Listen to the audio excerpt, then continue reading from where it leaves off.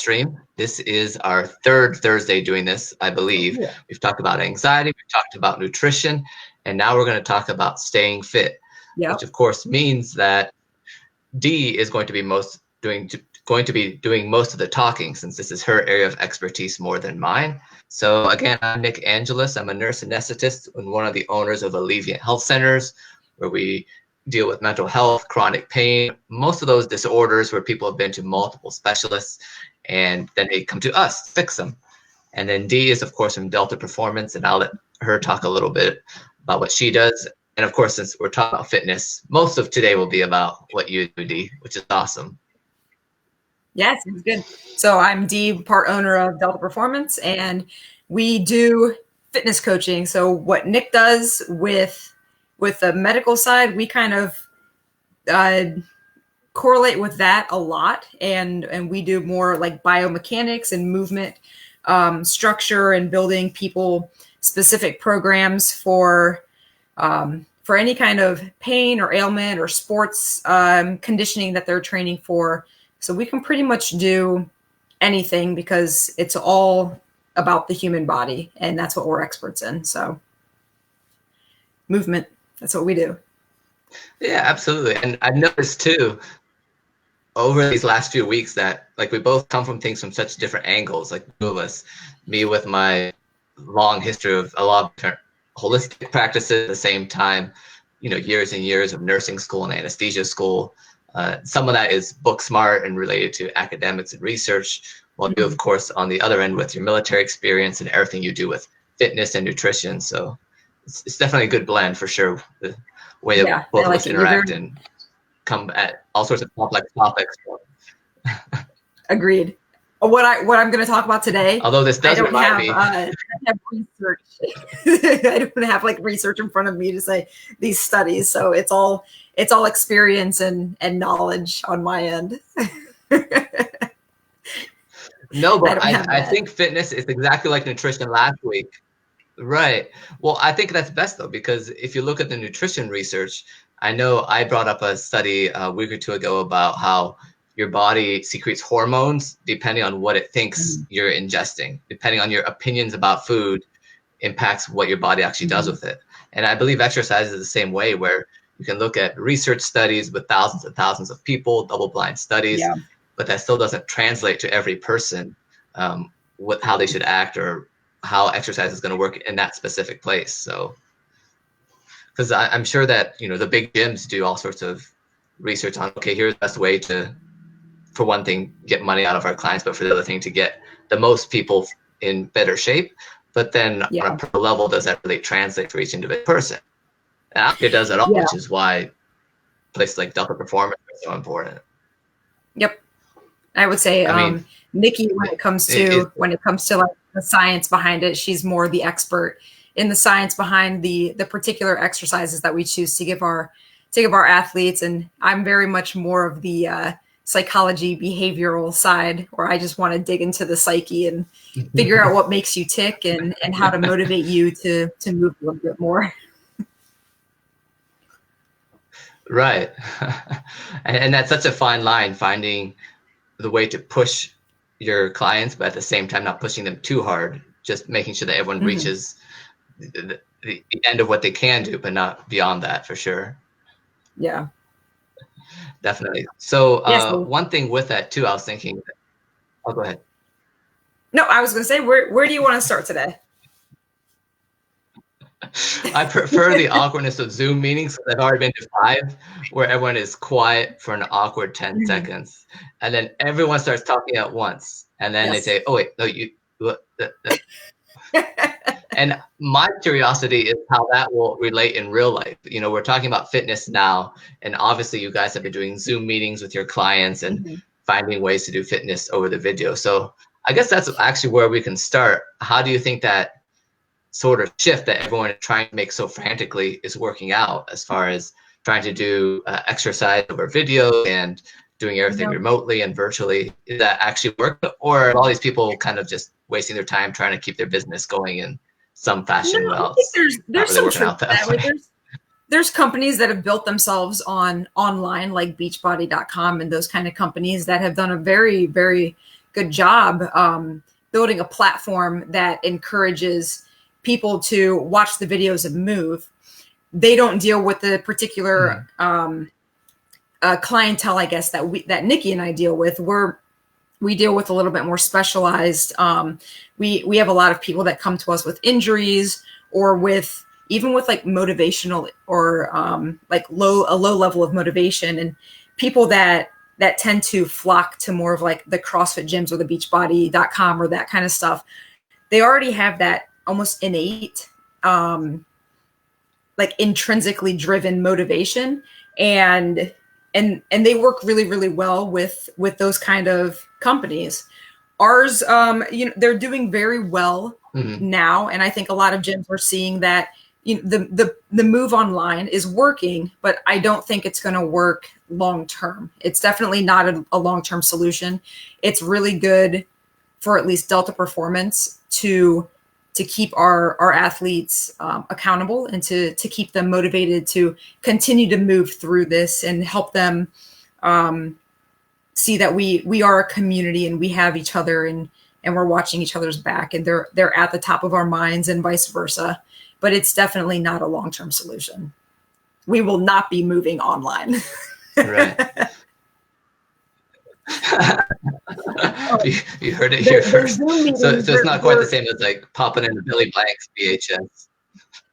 No, and there's something to be said about having a coach in front of you, helping you with the movements, and that's something that we're struggling with right now. Even trying to do like through like a FaceTime session, like a personal training FaceTime session, doesn't have the same quality as it does if I'm face to face with you, and I'm able to actually touch the specific area that you're supposed to be feeling that movement in, and help correct you in those movements. I can say it all I want to, but there's a huge difference between actually being able to be in person and have them experience that, of what it should feel like.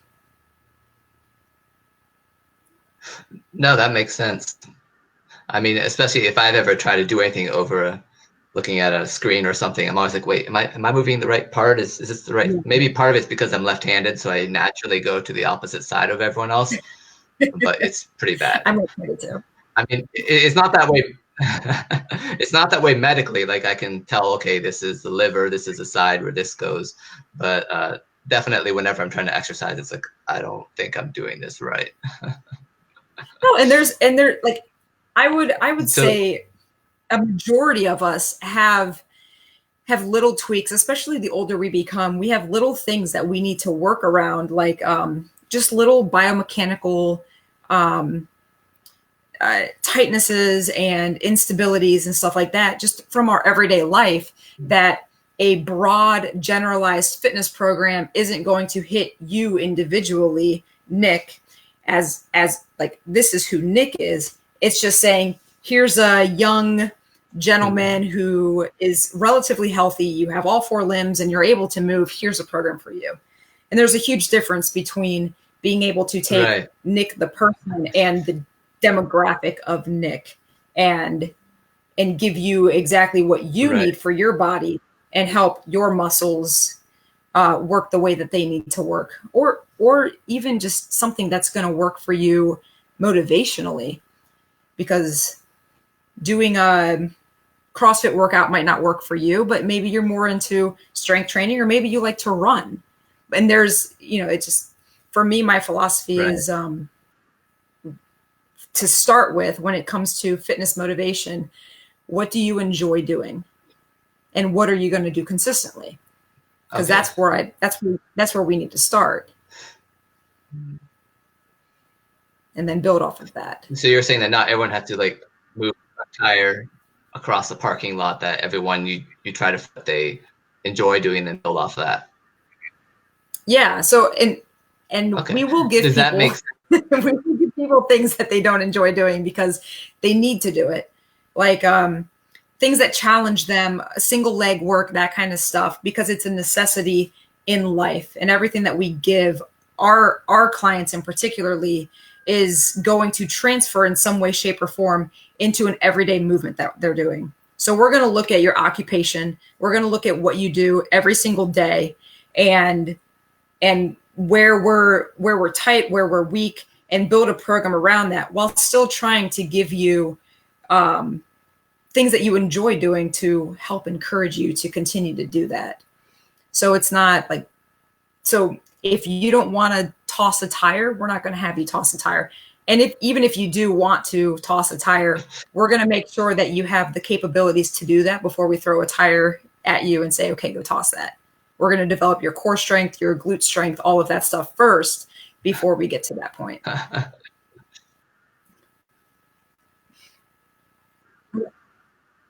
Whatever it takes so I can toss a tire. Which is a great goal to have. Who doesn't want to? Right.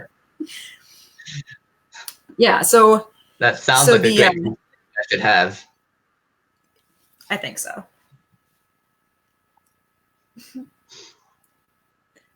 But yeah, that's what makes Delta Performance a little bit more unique than some of the other places around. Is everybody that walks into our gym gets their own program and their own and it's tweaked to them, the person. You know, we had a woman come in the other day that thought that Nikki and I just had these like blanketed programs pre-written, and it's like, oh, you're somebody that is in your mid-40s, female, you want to lose weight, here's your program. And it kind of took me off guard because right. I feel like you do a decent job explaining, no, everything is really individualized to you, the person. So your program, when you look at it, aesthetically, it looks the same. But when you read your exercises, they're going to be completely different than the person that's standing next to you, because what she needs is very different than what you need. And her goals are very different than your goals. And her capabilities are different than your capabilities. And so it kind of took me off guard with saying that, because I don't know if other places do that. But I know for us, we don't. We take you through a pretty in-depth assessment, and we start from square one and we build off of that for you. But we're definitely getting off topic. Yeah, and I think too. No, it's fine. There's a lag too. I don't know if it's your audio or your video, but it makes it really fun because I'm hoping that we do that awkward Zoom thing at least 10 more times today, where it's like, is she done talking? It's my turn. That is my favorite. I mean, that's honestly why we do the live streams here. It's just for those precious moments. Yeah. But that does make sense. I would say that I probably also am the same way, where patients will ask me, whether it's for pain or mobility or mental health, well, what's the plan? And I often say, well, first we talk about what hasn't worked, and we don't do any of that. Yes. And then as we slowly see what works, we can build it from there. And I can come up with a plan where, okay, we're going to do 6 ketamine infusions, then we'll switch over to Spravato because the insurance will pay for it better. And then we'll add TMS to help with the anxiety. And that is helpful for some people who need to know what all do you have in mind. So we don't appear flippant when we just say, oh, we'll fix you, it'll be fine. But I think in other cases, it's more of, well, we need to find out from your body what it needs. And until we know that, there's no sense in just putting some arbitrary program together. Yeah. Because I do believe the more cookie cutter approach, it does work for people who are kind of your ideal candidate. Obviously in medicine, it's that bell curve where most people kind of fit in the middle, and whatever the standard protocol is, just throw it at them and they'll do fine. It's the same in anesthesia, where if I work at a surgery center with relatively healthy patients, I can use the same drugs for every patient. I can have maybe 3 minutes between every anesthesia case because I can precisely use the same drugs, wake up the patient at the same time, put the next patient to sleep in the same method, and everything will work out fine. But of course, I don't think either of us are in that business of your standard regular people. No, and those as if there is such thing as standard regular.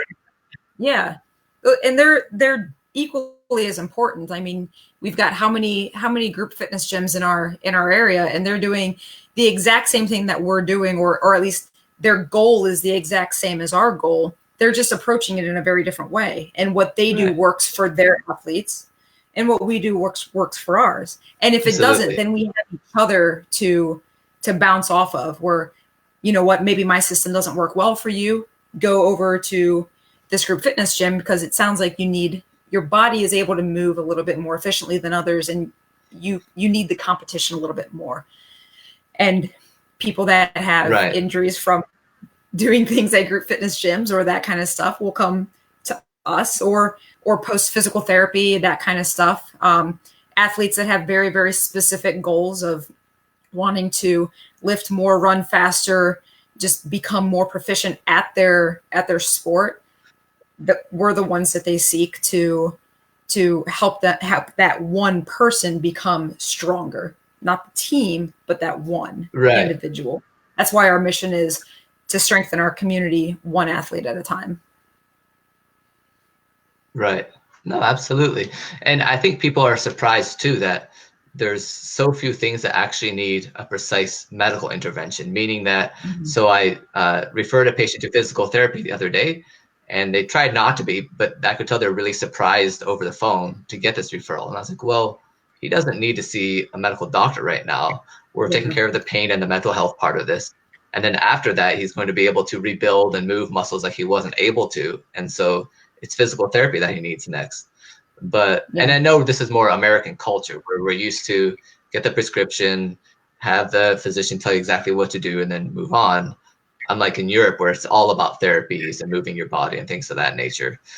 Again, not that it's a substitute, but a lot of times what people need to do is just move. Yeah, agreed. And is there an easier way for them to move? You know, we go back to the basics, right? What do you enjoy doing? Do you enjoy walking? Do you enjoy running, dancing? Just whatever you enjoy doing. We just have to make sure that we're doing enough of that to earn the health benefits. So there is some science behind what we do. And, you know, the American College of Sports Medicine is who we typically go through for a lot of our science and research. And they came out years and years ago, a study that said that if you move, like you hear the whole 5 days a week, 30 minutes of movement helps get your cardiovascular benefits. And they came out and said, if you're getting 10 minutes of movement 3 times a day, that has equal benefits physiologically that moving 30 minutes once a day would have, if you can get 10 minutes and scatter that throughout the day. So there's approaches to it. There's different techniques that you can use. It really just depends. It's no different than the way that I approach nutrition. It's all, who are you and what's going to work for you? What's your lifestyle like? What are your behavior goals? What time do you go to bed at night? All of that is going to factor into what's going to work best for you. But at the end of the day, you can analyze and research and all of that and sit there with a pile of papers this big and not move a muscle. Right. So the biggest thing is just getting up and moving. So are you saying that for some clients, moving 10 minutes, let's say 3 times a day, or even 10 minutes every day, that's what works for them, while others, they might do like the 2-hour workouts 4 days a week or whatever? Or, I mean, I know you want to meet everyone where they are, but what kind of? Well, so what Nikki and I do in business is we'll write a functional training program. So it's not going to be cardio or anything like that. And then, because you can do cardio outside of the gym, what we want to focus on inside our gym is movement quality. How are you moving? How can we improve movement quality? And then we encourage outside of the gym to get in some sort of cardiovascular activity, whether that's, we have people we have tennis players, we have athletes that play basketball. Nikki's a power lifter. I'm more into the cross style training, just whatever's going to work for them, and trying to get that movement at least every day. And some people like yoga, and some people like walking. So we'll, if you enjoy walking, try getting 1,000 steps in today. if you're working 16 hours a day, that can be really challenging. And working, okay, here's our goal. How do we get there? Are you going to get up and walk all 1,000 steps at once? Or are you going to take 250 steps every 2 hours or something like that? And then meeting them where they are and working off of that. Hey, you hit 1,000 steps today. Awesome. Sure. Tomorrow, let's go for 1,200. Just 30 seconds more of movement at the end of the day, and start to build that 1% better every single day. But you have to meet them where they are, because when people come and they have these goals, and most of what we see in the general population is going to be weight loss. And right. I'm sure you see very similar things, because a lot of weight loss is tied to depression and behavioral absolutely ailments. I don't really know what the politically correct term is of that, but there's like 9 or 10 of them. So yes, that'll work.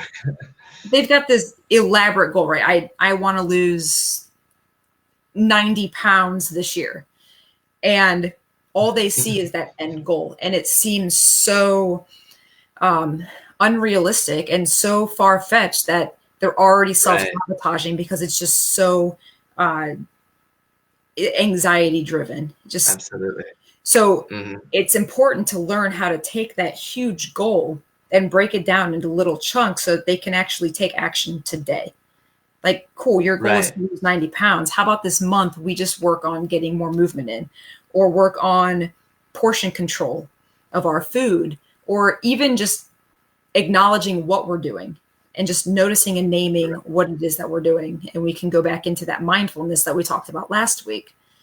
And just trying to get people to kind of almost slow down and focus and be in the moment. And what can I do now?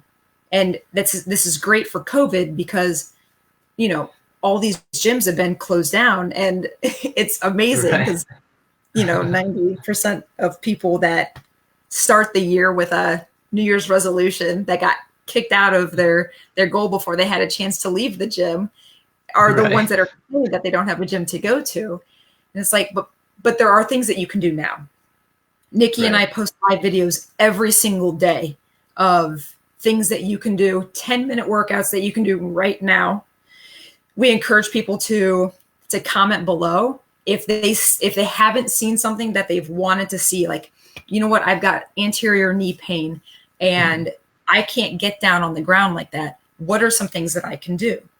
And we will put out videos to help you, because that's what we're here for. We're, again, like hashtag in this together. We just want to help however we can. So there are things you can do now. And more than ever, you have more time than ever to do it and to learn your body and to learn, what you are capable of. So this is a unique opportunity for people who are trying to get into shape, that have for years and years said, well, when I have time, I'll do it. Now you have time. Now we can do it. Now we just have to build up the momentum and build up the motivation to get you there. Yeah, absolutely. And now we have the time to practice, as you said, the mindfulness and the rest, so we can get in tune with our bodies. And then if we scale up and get busy again, we can do so in such a way that we don't lose touch with our bodies and what we really need. Because I've seen the opposite, where I have several clients, patients who have worked out to such an extent that it's worn out their adrenal glands, their cortisol levels are off. And in that case, it's like, okay, just like eating, just like nutrition, just like mental health, there is definitely something that's too much. It's sort of like when you eat 90% organic, you're actually going to harm yourself if you take out that last 10% and you're the awkward one eating celery sticks at parties. So, and I don't know what you feel about this, but I know burst interval training, where even 5 minutes to increase testosterone and get cortisol going. And I only have done this on a few patients, but that is something that sometimes it's useful. And I think it's kind of what you said, it's very individual specific. But sometimes even 5 minutes a day where you work out very strenuously for those 5 minutes get all those hormones revving up, especially right now because so many people are anxious and depressed. And I've been trying to kind of figure out what are the best exercises to kind of burn off that excess energy to help with mental health, but at the same time not to overwhelm people who, you know, already feel so overwhelmed by everything that's going on. Yeah. So what are you recommending for them? A lot of times it's just 5 minutes with either light weights, you know, running in place, jumping jacks, lunges, those type of high intensity workouts that people can sustain for 5 minutes or 10 minutes. And then, okay, let's see how you feel after that. And then you can go on to see what else is working. Because, I mean, it's a completely different approach than, let's say, jogging around your neighborhood or whatnot. And I think it just depends on the person. It's not something where currently with the situation going on, we can say, well, this is definitely the wrong way to do it, or this is definitely the way that you need to do it. It is more that this is your chance to know your body and feel what it needs. Yes. Yeah, you hit it right on the spot. This is definitely not the time to dig into the science behind exercise science, right? This is the time to just find out what's going to work for you and do it consistently. Because like you said, there's a lot of mental health aspects that are directly tied to movement, that anything is better than nothing. And if you sit there overwhelmed with your hour-long workout and just you're like, I can't do this, then do the first snippet of it. Like, you know, I find this in my own personal life that I've been training more now than ever because I've got the time to do it. That day, you know, I looked at my program and I was like, this is a 90-minute workout and my body is wrecked. And I'm like, today's yoga. And I shut down my computer and I turned on my meditation music. I grabbed my yoga mat and that's what I did today. And I felt like $1 million after it. And I'm like, that's what I needed today. And there's something to be said about somebody that can recognize what their body is telling them and listen to that and do it. So if your body's saying, I'm not feeling like doing a 5-minute high intensity workout, it's a beautiful day outside, I want to go on a walk, then go on a walk. Nobody's going to say anything to you of like, oh man, you should really be doing your high intensity workout. It's like anything, just go, do it, move. Right. Yes. So this is a time where we take off that pressure to perform that we all had in our lives before this. Rather, it's a moment to find yourself, learn about yourself so that moving forward, you have a better idea of what your goals should be. Similar to when I was in nursing and anesthesia school, I would always get the minimum A I needed to get good grades, which sounds like a slacker, but I did get good grades, but barely, meaning that I realized if I score 100% on this test, I probably wasn't efficient with my studying because I could have gotten by with a 93 or whatnot. So just finding what do I need, and that way I can sustain it long term instead of wearing myself out for, and it all has to do with sustainability. You know, a lot of times we have patients who they're on medicines that cause them to gain weight. So it's finding the balance between healthy mentally, healthy physically, taking care of issues. Like you mentioned earlier about working 16 hours a day. Well, if you spend that time walking, I used to work shifts where I would go from floor to floor in a hospital because I had multiple specializations. So every 4 hours for 16 hours, I'd switch and go to another unit from the ER to the ICU to the med surg.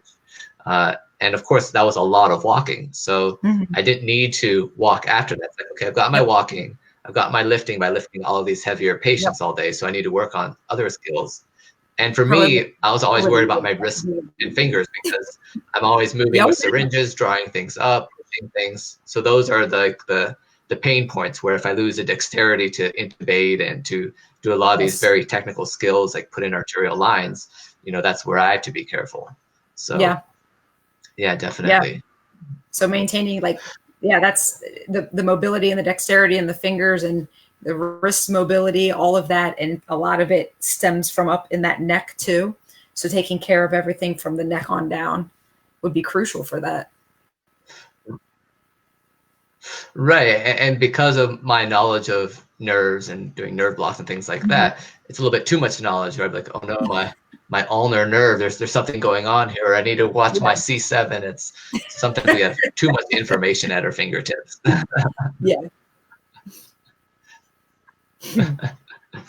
So is there anything else that you would tell people? Because I feel everyone right now has time to research everything that they've ever wanted to research in their lives. So Yes. again, going back to the science as opposed to the actual practice of doing something.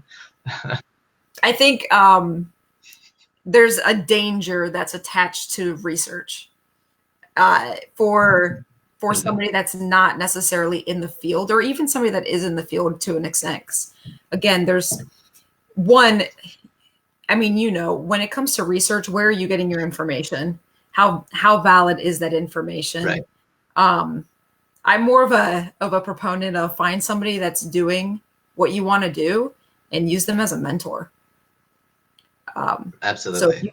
So if you have, like, rather than going out and doing the research, if there's somebody that you're following on Instagram that's like, man, that's what I want to do, reach out to them and talk to them. What do you do? What are you doing? Who's your coach? Like, what are you eating? And pick their brains, and then maybe try to mimic that a little bit. And there's a lot that's involved to it, but the more, at least in my experience, the more that our clients research, the less likely they are to do anything, really. Because they're like, well, you know, if I put this exercise here first, then that'll give me the benefits here. And it's like, yeah, there's truth to that. But at the end of the day, if you're spending 12 hours writing your program and you're not doing it, you get bored with it after 2 weeks of it, what's the purpose?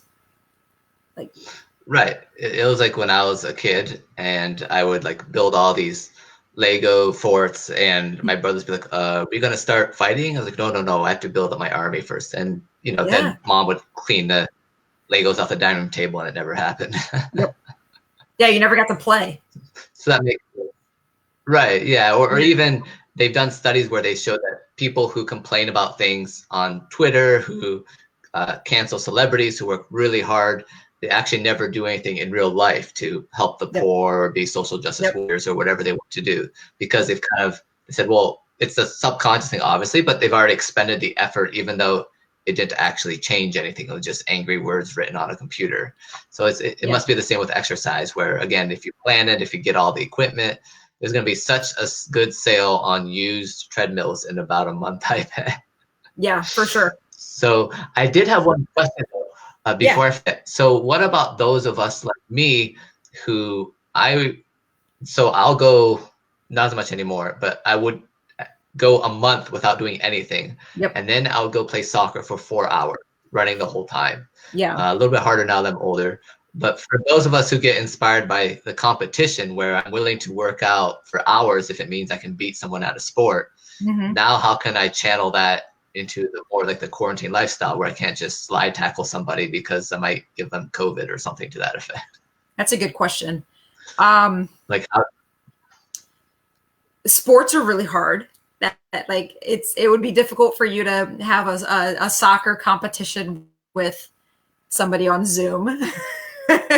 But maybe channel that competitive nature in a different way of having a push-up competition with your buddies, or you know, the 30-day plank challenge was going around for a while, or like if that competitive nature is part of it, forming a Facebook group of like people that you know are gonna be like have that competitive nature with you, and and having like little competitions like that may motivate you. I know for me, like I'm an athlete as well, and soccer is my sport. It's not the same. I have to stay away from that sport because I'm too competitive. That I'll end up injuring myself. So for me, I just stay away from it. But if you had like, because I am relatively competitive as well, I've learned to channel that and compete with myself, and use my own program, and and see that improvement in myself every week. One, there's just satisfaction to that, and it's safer. Right. You don't risk as much injury that way. And well, unfortunately, during COVID, sometimes all you have is yourself. Right. You could work out in front of a mirror and pretend that. Have you seen the TikTok video of them like cheers the wine glass to the other guy in the mirror? You can do the same thing. Hey man, you and I, we're gonna have a push-up competition. Let's go. Right. No, you're right. There probably are a lot of ways you can use technology. I mean, people are thinking of Pelotons, for example, but I'm sure there's a lot cheaper ways to do it. I know from a VR standpoint, there's VerZoom, which is an exercise bike with built-in games. I don't know how much it costs. I'm sure it's less than a Peloton though. Or even using, as you said, Zoom soccer doesn't work, but whether you get on the treadmill with a friend at the same time using Zoom, or there's probably a lot of different ways that you can use technology. There's a lot of group fitness gyms around that are doing Zoom classes as well, if that's something that you like. I know one of our athletes does Zumba on Zoom, which is really interesting. But if you need that class, that like person-to-person interaction, if that's a way that gets you to move more, they're everywhere. Like, just look up your local gyms on your social media, and I guarantee that they're doing some sort of online platform to help. And chances are it's probably going to be either really cost effective or even free, because again, what Nikki and I have experienced is our local gyms, we're just trying to help out and keep our community as together as much as possible. This isn't a time to hustle. It's not a time to like make all of that extra money. Like, we have a skill set and we're willing to use it to help. So even for like, if you have any clients that are like, Nick, I just don't know what to do, just send them our way and have them email us, have them message us, and we'd be more than happy to help them. Right, because a lot of them have all that pent up anxiety and energy, and they don't know what to do with it. So yeah, that definitely sounds. I know my church they started like a Zoom fitness class, which I mean, I assume would have a lot of benefits. First, you get to see other people struggle along with you, and that's always entertaining. So you have to look at both the.